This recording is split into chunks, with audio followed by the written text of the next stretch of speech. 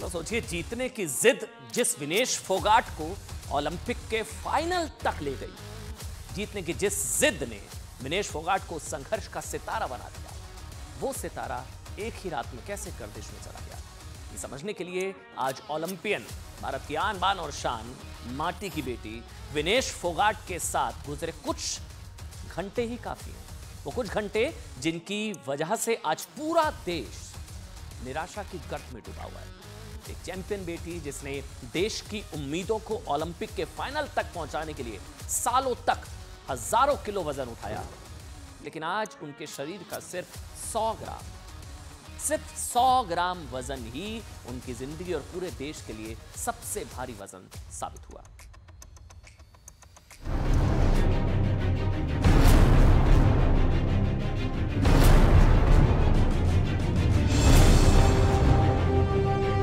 This is not a conspiracy. What is? Modi ji is only doing a consolation tweet. गहरी साजिश है विनेश फोगाट के खिलाफ। 100 ग्राम ओवरवेट होना ये कितना हास्यास्पद और मजाक का कारण है।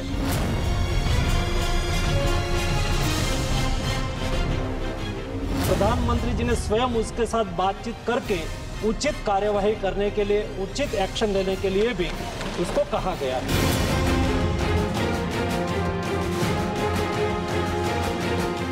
फाइनल तक वो क्वालिफाई कर गई तो कम से कम सिल्वर के लिए तो उनको कंसीडर किया जाना चाहिए। The Wrestling Federation of India has filed an appeal to UWW to consider the decision to disqualify Vinesh. उन्होंने अपना कोच, अपना फिजियो, अपना न्यूट्रिनिस्ट, अपना सब कुछ उनको भारत सरकार ने मुहैया कराया। इनको पेरिस ओलंपिक चक्र के लिए कुल 70,45,775 की वित्तीय सहायता दी गई है। इस सरकार को कुछ सोचना चाहिए या वैसे ही मौन बैठी रहेगी। रातों रात षड्यंत्र के तहत उनको ओवरवेट घोषित किया गया। षड्यंत्र किया गया है। ब्रिजभूषण की देशा में जो है तो कई जगह पे ये संदेश जताया जा रहा है कि क्या इसमें कोई षड्यंत्र तो नहीं है।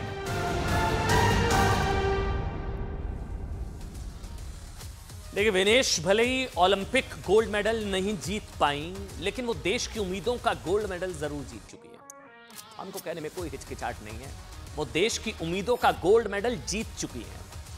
आज विनेश फोगाट भले ओलंपिक में खाली हाथ हों, लेकिन वो जब देश लौटेंगी ना, तो उनके हाथों में भारत की हजारों लड़कियों को विनेश फोगाट बनाने की उम्मीदों का गोल्ड मेडल जरूर होगा। आज ओलंपिक में विनेश फोगाट भले ही डिस्क्वालीफाई हो कुछ टेक्निकल रीजंस की वजह से, भले ही भारत सिर्फ 100 ग्राम की वजह से ओलंपिक गोल्ड से चूक गया, लेकिन विनेश फोगाट भारत के लिए चैंपियन थी, चैंपियन हैं, चैंपियन रहेंगी। आज दुख की घड़ी में ना हर देशवासी भारत की इस बेटी के साथ खड़ा है, क्योंकि विनेश ने जिस तरह शानदार दंगल लड़ा, अपने विरोधियों को धोबी पछाड़ धूल चटाते हुए ओलंपिक फाइनल तक पहुंची। एक ही दिन में 3 मुकाबले जीतकर, एक दिन में 3 मुकाबले जीतकर ओलंपिक के फाइनल में पहुंचने वाली पहली भारतीय महिला रेसलर बनी। वो भारत की उम्मीदों की जीत है। आप जानते हैं, उन्होंने प्री क्वार्टर फाइनल में वर्ल्ड चैंपियन जापान की यूई सुसाकी को उन्होंने 3-2 से मात दी।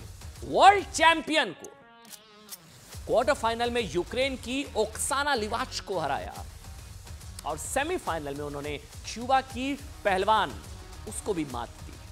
एक दिन में 3 मुकाबले जीते, 3।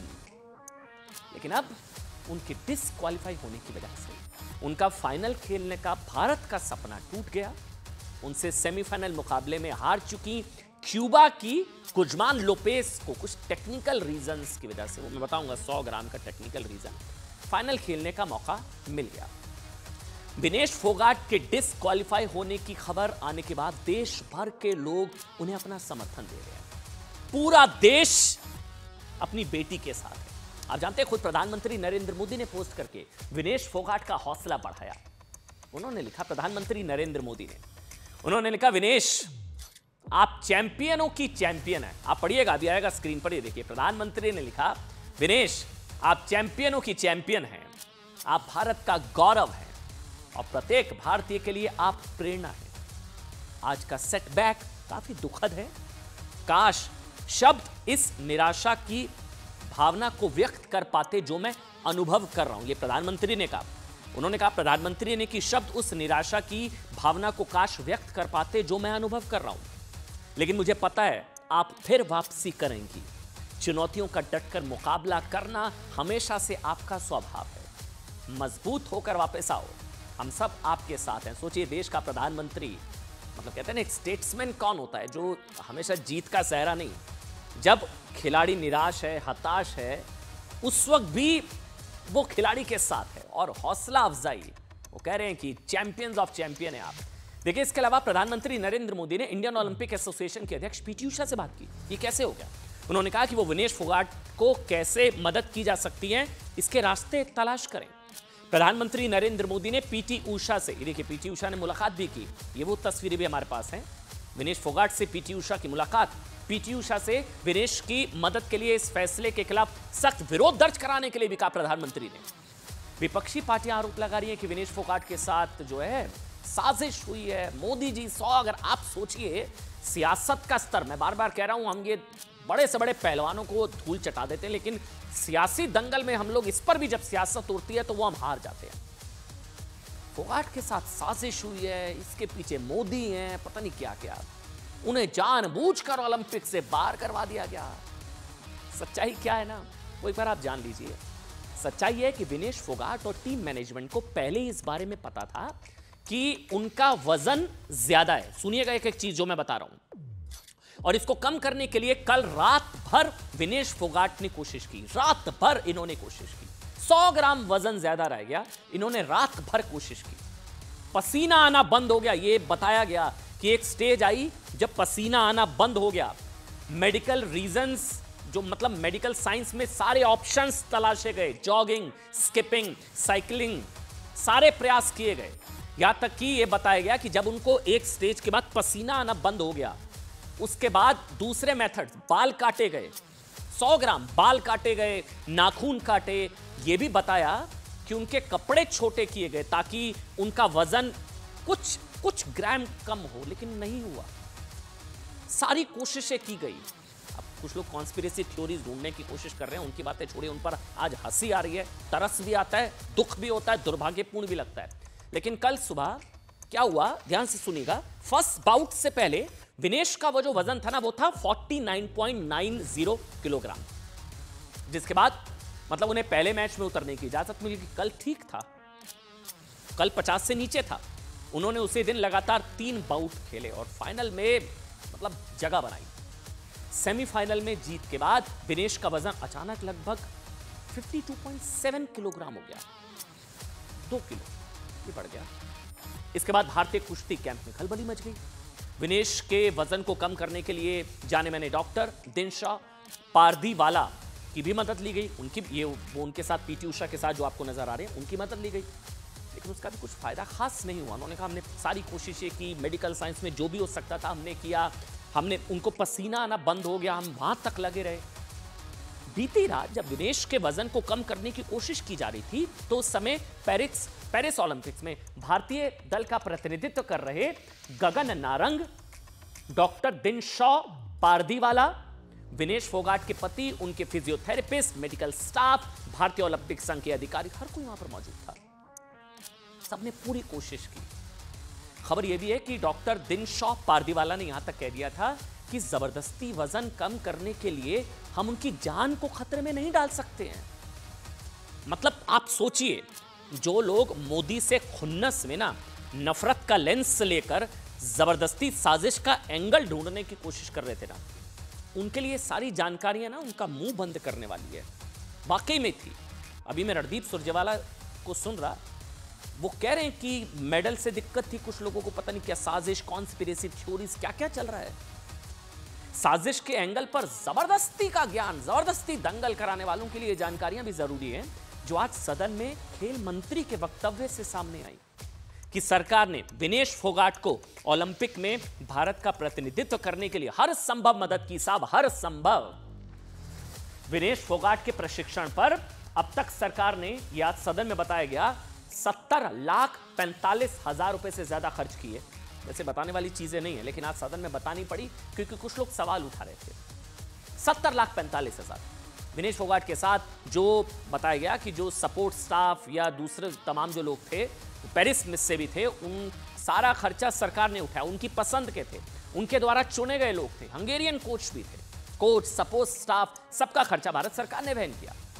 मतलब आप इसको इस तरह से समझिए कि सरकार ने विनेश फोगाट को आगे बढ़ाने में कोई कसर नहीं छोड़ी। सारी फैसिलिटीज, जरूरी ट्रेनिंग दिलवाई गई, आर्थिक मदद की गई, सारी मांगे मानी गई। विनेश फोगाट ने भी पूरी जान लगा दी।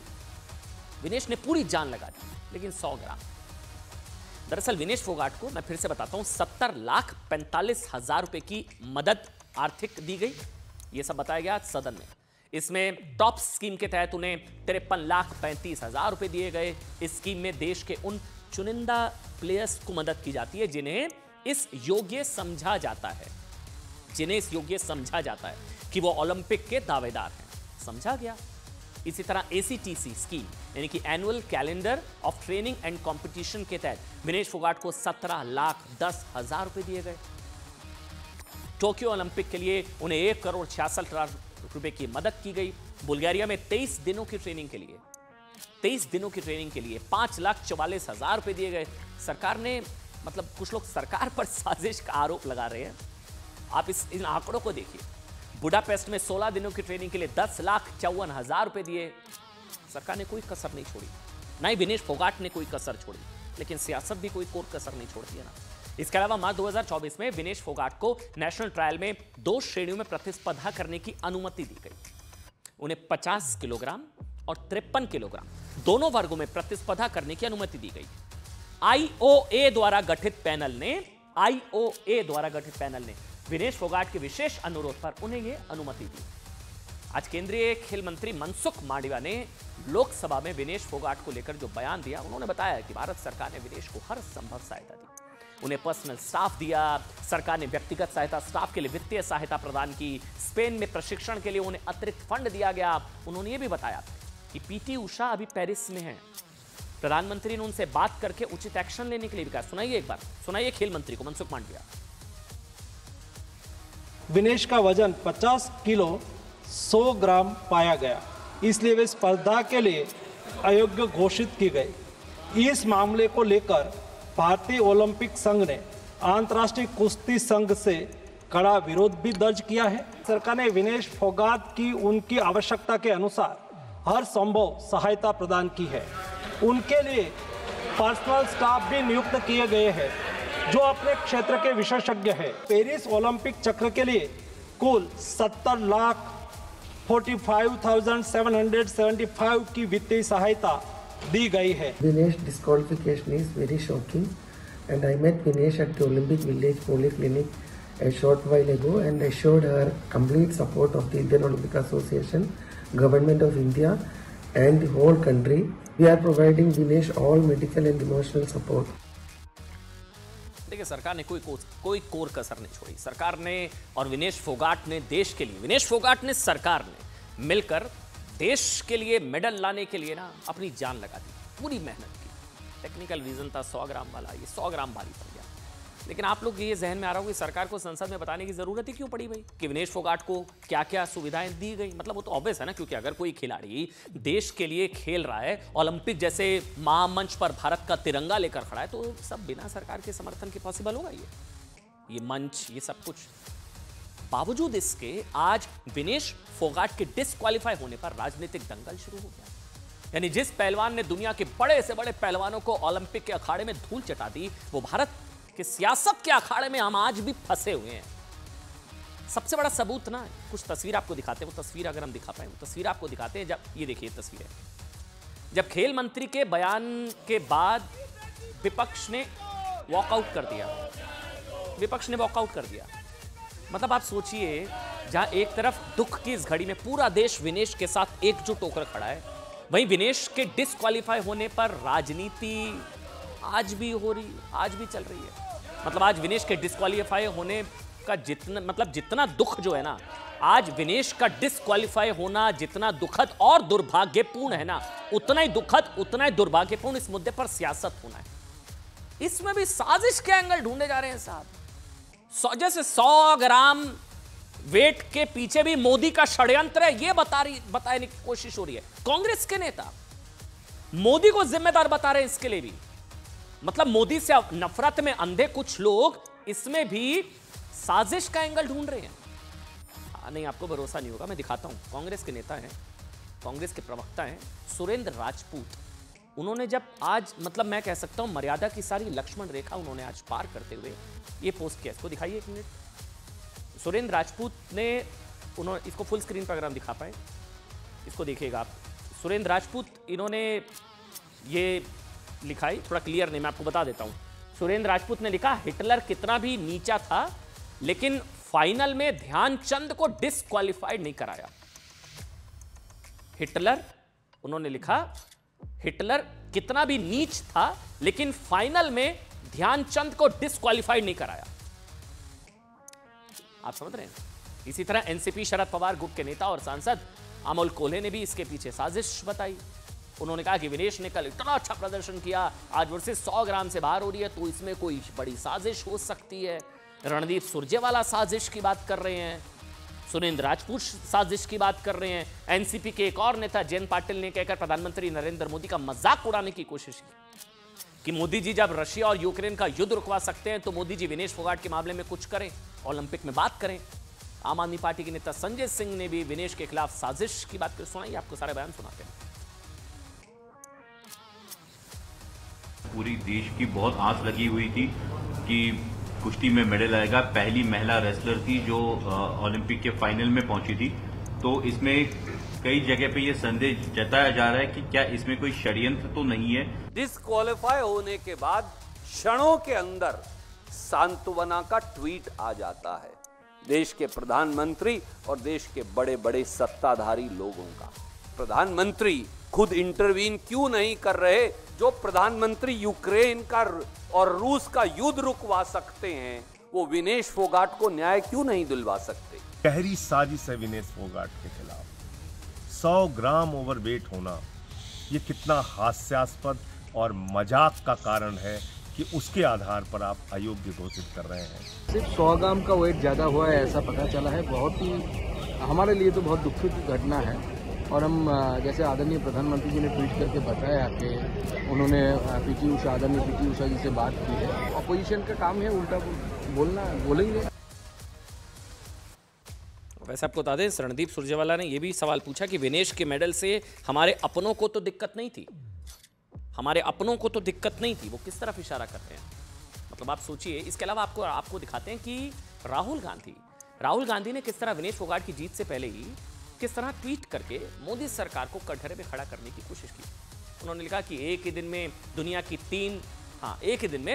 की तीन धुरंधर पहलवानों को हराने के बाद आज विनेश के साथ साथ पूरा देश भावुक है। जिन्होंने भी विनेश और उसके साथियों के संघर्ष को झुटलाया, उनकी नियत और काबिलियत पर प्रश्न चिन्ह खड़े किए, उन सभी को जवाब मिल चुका है।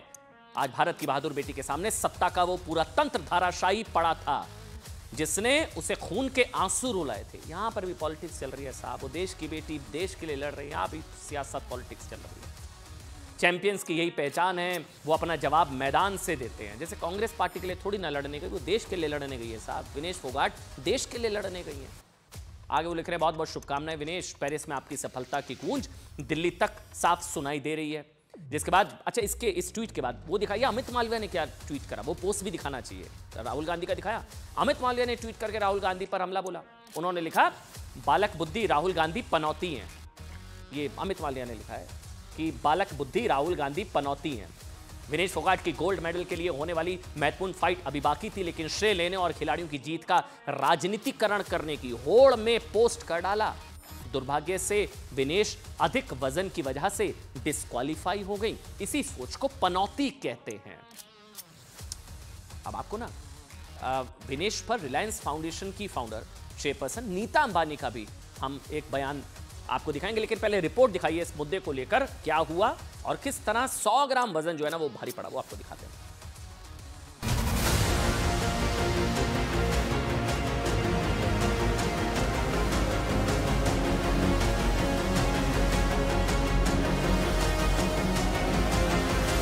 महज 100 ग्राम वजन ज्यादा होने की वजह से भारत की पहलवान बेटी को गोल्डन मुकाबले से बाहर होना पड़ा है। ये खबर हर हिंदुस्तानी के लिए हैरान करने वाली है। विनेश के डिस्क्वालीफाई होने की खबर आते ही लोगों की तरह तरह की प्रतिक्रिया आने लगी। लोग कहने लगे कि 100 ग्राम वजन क्या होता है, ये तो आसानी से कम किया जा सकता था। किसी ने कहा कि ये विनेश के कोच की लापरवाही है, तो किसी ने विनेश की टीम के डॉक्टर को दोषी ठहराया। वहीं किसी ने विनेश फोगाट पर ही लापरवाही का आरोप लगा दिया। लेकिन असल सच्चाई क्या है और 100 ग्राम से हार की इनसाइड स्टोरी क्या है, वो हम आपको बताते हैं। पूरी इनसाइड स्टोरी जानने के बाद आपको भी विनेश फोगाट पर फक्र होगा। यूं तो विनेश फोगाट का सामान्य वजन 57 केजी है। इस बार 50 केजी वेट कैटेगरी में आने के लिए विनेश ने बहुत मेहनत की। कल सुबह मुकाबला शुरू होने से पहले विनेश का वजन 49.9 केजी था, यानी वो मुकाबले के लिए फिट थी। लेकिन कल रात में तीसरा मुकाबला जीतने के बाद उनका वजन 52.7 केजी हो गया। कल 3 मुकाबले खेलने के लिए विनेश ने बहुत हल्का भोजन लिया था। देर रात तीसरे मुकाबले के बाद विनेश का वजन बढ़कर 53 केजी हो गया। इसके बाद विनेश फोगाट अपना वजन घटाने में फौरन जुट गई। कल रात भर विनेश ने पानी की एक घूंट तक नहीं ली और न ही भोजन का एक निवाला लिया। पूरी रात विनेश जागती रहीं और वजन घटाने में जुटी रहीं। विनेश ने रात में कई बार स्टीम बाथ लिया। सभी कोशिशों के बाद भी आज सुबह उनका फाइनल वजन 50.1 केजी था, यानी अभी भी विनेश का वजन तय वेट कैटेगरी से 100 ग्राम ज्यादा था। अब विनेश के पास वजन घटाने का वक्त ही नहीं बचा था। आखिरकार विनेश के लिए 50 केजी वजन बरकरार रखना नामुमकिन हो गया। पेरिस टाइम के हिसाब से आज सुबह 7:15 से 7:30 बजे के बीच उनका वजन मापा गया। विनेश का वजन 50.1 केजी पाया गया, जिसके बाद उन्हें गोल्डन मुकाबले के लिए अयोग्य ठहरा दिया गया। अब आपको विनेश पर रिलायंस फाउंडेशन की फाउंडर चेयरपर्सन नीता अंबानी का बयान दिखाते हैं। उन्होंने लिखा कि आज पूरा देश विनेश के दर्द और दुख को साझा कर रहा है।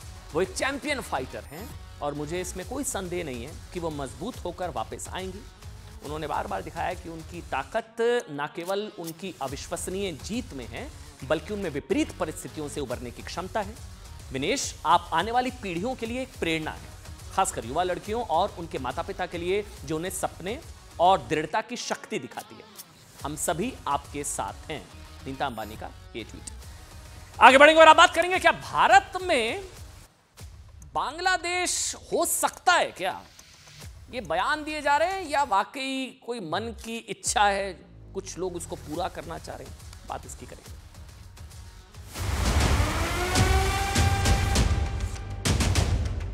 What's happening in Bangladesh can happen here. What's happening in Bangladesh can happen here. जो बांग्लादेश में हो रहा है या हुआ है, उससे मुझे लगता है खासकर हमारे मुल्क को सबक सीखना चाहिए।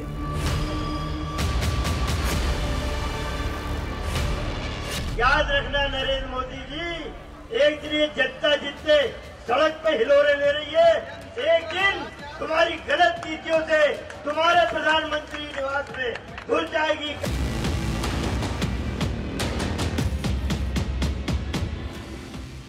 यह बहुत ही गंभीर विषय है जब भारत के चारों तरफ बाकी देशों में इस प्रकार की परिस्थिति देखने को मिल रहा है। कांग्रेस पार्टी जो देश का आज मुख्य विपक्ष है, वह भी यही चाह रही है।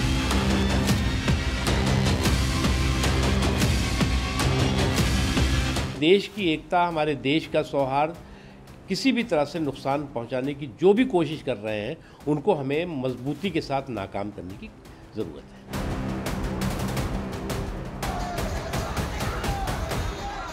यहाँ पर अपने वोट की ताकत से नफरत फैलाने वाले लोगों को लोग हराते भी हैं, हटाते भी हैं। तो इसलिए यहाँ बांग्लादेश की जैसी परिस्थितियाँ नहीं पैदा होती। सारे देशों में क्या हो सकता है, तो ये तो कहीं भी कभी भी हो सकता है। सलमान खुर्शीद और उनकी पार्टी भारत में भी बांग्लादेश की तरह अस्थिरता पैदा हो, इसका सपना देख रहे हैं।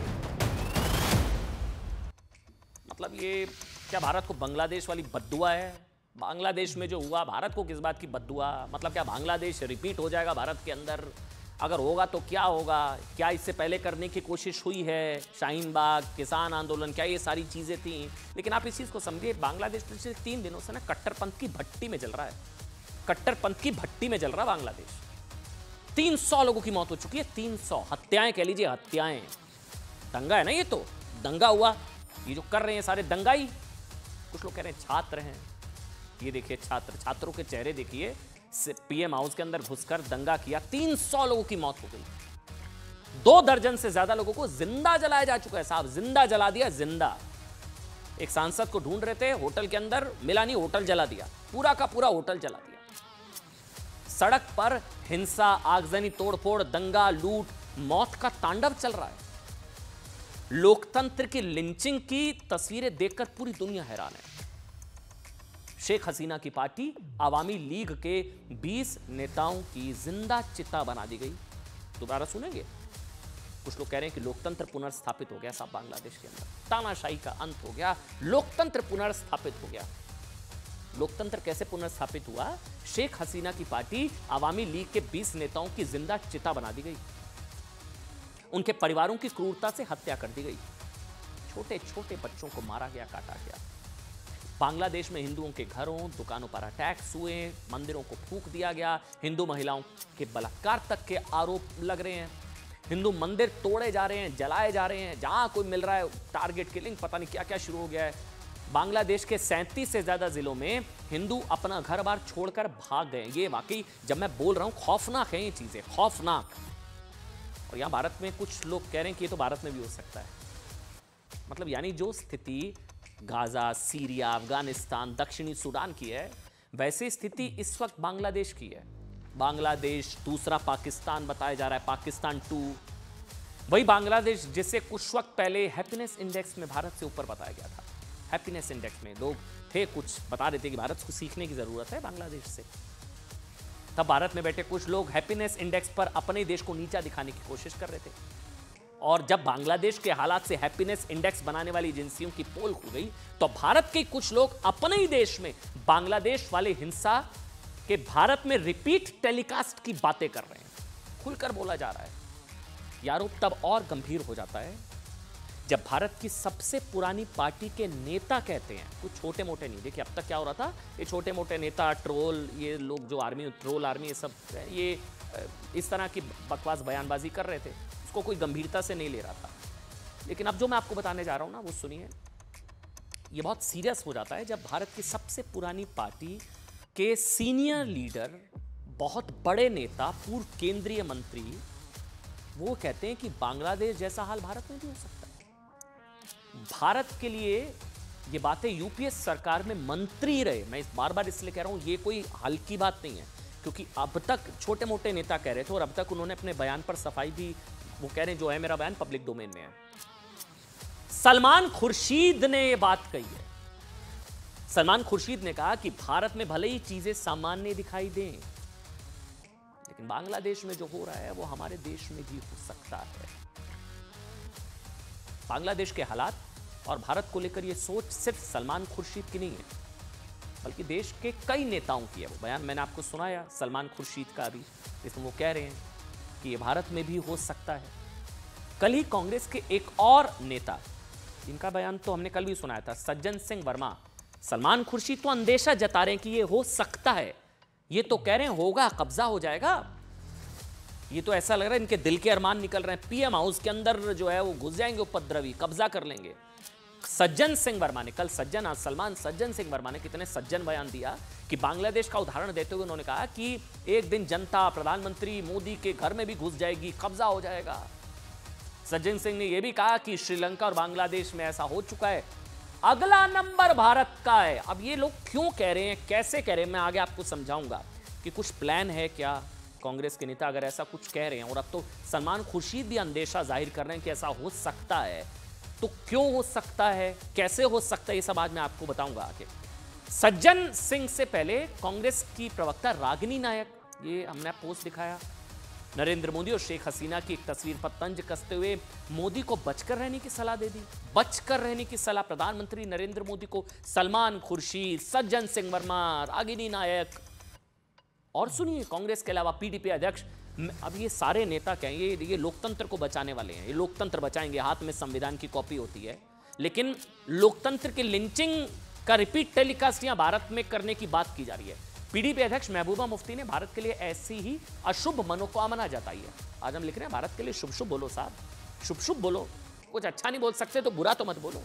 महबूबा मुफ्ती ने इशारों इशारों में लोकतांत्रिक तरीके से चुनी गई नरेंद्र मोदी सरकार को तानाशाह बताते हुए कहा भारत को भी बांग्लादेश से सबक लेना चाहिए, नहीं तो भारत में भी बांग्लादेश वाले हालात हो सकते हैं। अच्छा और सुनिए साहब, लिस्ट बहुत लंबी है। बांग्लादेश मतलब महबूबा मुफ्ती की तरह समाजवादी पार्टी के नेता, उन्होंने भी क्या कहा है, वो किसी का जवाब दे रहे थे पोस्ट पर, क्या लिखा देखिए पढ़िए। वो कह रहे हैं बहुत जल्द तुम्हारे वाले भी भागेंगे, तब तुम्हारा क्या होगा। समाजवादी पार्टी के नेता के इस बयान के बाद सवाल उठा कि जल्द भागने वाली ये बात कहां से आ गई। प्रधानमंत्री नरेंद्र मोदी के लिए क्या वो कह रहे हैं, उसके आगे की धमकी क्या मोदी को वोट देने वाले करोड़ों लोगों के लिए है कि सबको भागना पड़ेगा, मोदी भागेंगे, क्या लिख रहे हैं समाजवादी पार्टी के। इतना नहीं, जिन दंगाइयों ने अब मैं दंगाई कहूंगा, कुछ लोगों को परेशानी होगी, लेकिन मेरी नजर में सड़क पर हिंसा का नंगा नाच, मौत का तांडव, नेता को सांसद को ढूंढने गए, बिल्डिंग के अंदर नहीं मिला, बिल्डिंग जला दी, 24 लोगों को जिंदा जला दिया, अवामी पार्टी के 20 नेताओं को जिंदा जला दिया। मेरी नजर में दंगाई है साहब, ये लोकतांत्रिक तरीका नहीं है। मतलब बांग्लादेश में विरोधी पार्टी के नेताओं को जिंदा जला दिया गया, बर्बरता की हदें पार करते हुए शेख हसीना की पार्टी से जुड़े लोगों के परिवार की हत्याएं की, महिलाओं का रेप किया, छोटे छोटे बच्चों का नरसंहार किया, हिंदुओं पर ये सुन रहे हैं आप चीखे, ये चीखे सुनिए, ये चीखे सुनिए। मतलब हिंदुओं पर चुन चुन कर हमले किए गए, जिन लोगों की हिंसा की वजह से एक देश की चुनी हुई प्रधानमंत्री को अपना ही देश छोड़कर भागना पड़ा। उन दंगाइयों को भारत में आंदोलनकारी का नाम दिया जा रहा है, क्रांतिकारी, आंदोलनकारी दंगाई हैं। कहा जा रहा है कि बांग्लादेश में तो युवा क्रांति हुई है, यानी बांग्लादेश के जिन दंगाइयों ने लोकतंत्र को आग लगाई उन्हीं को लोकतंत्र का रक्षक कहा जा रहा है कि ऐसी स्थिति तो भारत में भी आ सकती है। सुनाइए जरा। The people who are associated with Shaheen Bagh, how many of them are still in prison? How many of them can't get bail? What's happening in Bangladesh can happen here. It's just that Bangladesh is a concentration of much that we have in our country, and the spread in our country prevents things blowing up in the manner in which they've blown up in Bangladesh. जो बांग्लादेश में हो रहा है या हुआ है, उससे मुझे लगता है खासकर हमारे मुल्क को सबक सीखना चाहिए। मुझे लगता है कि बांग्लादेश से हमें ये सबक सीखना चाहिए कि तानाशाही का ज़्यादा वक्त नहीं होता है, और लोगों के ख़िलाफ़ जो आप पॉलिसी लाते हो, कानून लाते हो, उससे आखिरकार लोग एक बार तंग होके उनके बर्दाश्त का जो पैमाना है वो टूट जाता है, छलक जाता है, और फिर शेख हसीना की तरह आपको भागना पड़ता है। यह बहुत ही गंभीर विषय है जब भारत के चारों तरफ बाकी देशों में इस प्रकार की परिस्थिति देखने को मिल रहा है। कांग्रेस पार्टी जो देश का आज मुख्य विपक्ष है, वह भी यही चाह रही है। चुनाव में जीत नहीं पा रहे हैं, तो चुनाव में जीत नहीं पाने के कारण अपना खींच बैक गेट से इस प्रकार की अराजकता को फैला करके हिंदुस्तान को बर्बादी की ओर लेने की कोशिश जो कांग्रेस पार्टी की है, वो आज जनता के सामने उजागर हो चुकी है। आप जानते हैं जो बांग्लादेश में हो रहा है उसकी कोशिश शायद, मतलब अगर हम कहें तो अतिशयोक्ति नहीं होगी, भारत में हो चुकी है साहब, और शायद आगे भी हो, क्योंकि अगर आशंका जाहिर की जा रही है और कांग्रेस पार्टी के अगर इतने सीनियर लीडर हैं, छोटे मोटे नेता नहीं है, सलमान खुर्शीद, अगर वो कह रहे हैं कि ये भारत में हो सकता है तो कुछ तो बेसिस होगा, कुछ तो बुनियाद होगी। सबसे बड़ी आशंका संभवतः किसान आंदोलन को लेकर है, जिसका ट्रेलर हम देख चुके हैं, किस तरह की चीज़ें हुई थी, जिस तरह किसान आंदोलन के नाम पर अराजकता हुई थी, क्योंकि भोले भाले किसानों का आंदोलन हाईजैक हो गया था। 3 साल पहले गणतंत्र दिवस के मौके पर लाल किला हिंसा हुई थी और दिल्ली को बंधक बना लिया गया था। किसान आंदोलन को लेकर इस तरह की हिंसा की रिपीट टेलीकास्ट से क्या इनकार किया जा सकता है, ये मैं आपसे सवाल पूछ रहा हूं, क्योंकि सलमान खुर्शीद अगर ये बात कह रहे हैं तो उसमें कुछ तो बुनियाद होगी, आशंका संभवता है कि एमएसपी गारंटी के नाम पर फिर से कहीं किसान आंदोलन को शायद हवा दी जाए। इसको लेकर यह भी दावा किया जा रहा है कि आज बताया जा रहा है कि राहुल गांधी ने भी उन्हीं किसान नेताओं से जो है मुलाकात भी की है। इसको लेकर ये कहा जा रहा है, ये जो तस्वीर भी आई है, राहुल गांधी ने किसान नेताओं के साथ मुलाकात की। इसके अलावा दूसरा जो हो सकता है, जिसको लेकर कहा जा रहा है कि अगर सलमान खुर्शीद कह रहे हैं कि भारत में ऐसा हो सकता है तो कुछ तो बुनियाद होगी। संभवतः मराठा आरक्षण, महाराष्ट्र चुनाव के वक्त मराठा आंदोलन को भी, आरक्षण की आग को क्या फिर से भड़काने की क्या कोशिश हो सकती है। देखिए, पहला किसान आंदोलन के नाम पर समझौता भड़काने की कोशिश आने वाले समय में हो, राहुल गांधी मिले भी हैं, ये भी अब बताया जा रहा है। दूसरा, मराठा आंदोलन के नाम पर उकसाने की समझौता तैयारी हो चुकी है। शिंदे सरकार हाल ही में मराठाओं को 10% आरक्षण देने की बात कह चुकी है, लेकिन मराठा आंदोलन का नेतृत्व कर रहे लोगों का कहना है कि उन्हें ओबीसी कोटे के अंदर ही आरक्षण चाहिए। यानी कि यहां सवाल आरक्षण का नहीं बल्कि विरोध का है, जो महाराष्ट्र चुनाव के वक्त और तेज हो सकता है। यह बताया जा रहा है कि दिया गया था महाराष्ट्र सरकार की तरफ से, लेकिन उसे सुप्रीम कोर्ट ने स्ट्राइक डाउन किया। यह फैक्ट है मराठा आरक्षण को लेकर। संभवतः वो भी एक मुद्दा हो सकता है। अगर सलमान खुर्शीद ये दावा कर रहे हैं कि भारत में हो सकता है, तो क्या तीसरा बड़ा खतरा वक्फ बोर्ड संशोधन बिल को लेकर भी है। अभी ये बिल कल संसद में रखा जाने वाला है और इसकी तो सच्चर कमेटी से लेकर मुस्लिम बुद्धिजीवी मांग कर रहे हैं कि असीमित अधिकार हैं तो ये होना चाहिए। अब इस बिल के विरोध में शायद कई मुस्लिम नेता कह चुके कि मुसलमानों को सड़कों पर आना ही होगा, शायद भड़काने की कोशिश इस मसले पर भी की जाए। वक्फ संशोधन बिल को लेकर देश में बंटवारे और हिंसा की धमकी दी जा चुकी है। इस बिल का विरोध यह कहकर किया जा रहा है कि ऐसा मुसलमानों की संपत्ति छीनने के लिए हो रहा है। 3, अच्छा इसके अलावा चौथा मत भूलिए, चौथा मणिपुर में खराब हालात को लेकर मुख्यमंत्री बीरेंद्र सिंह ने पहले ही कहा था कि राज्य में हिंसा की स्क्रिप्ट पहले ही लिखी जा चुकी थी और इसके पीछे विदेशी ताकतों का हाथ है। लेकिन तब विपक्ष ने बीरेंद्र सिंह की बात का विरोध करते हुए कहा था कि सरकार की नाकामी छिपाने के लिए ऐसे बयान दिए जा रहे हैं। और संभवतः हो सकता है ये स्क्रिप्ट, जब अगर सलमान खुर्शीद अभी इतनी बड़ी बात कह रहे हैं कि भारत में हो सकता है, तो क्या ये सारी चीजें हैं जो आने वाले समय में संभवतः देखने को मिले। देश को तैयार रहना चाहिए।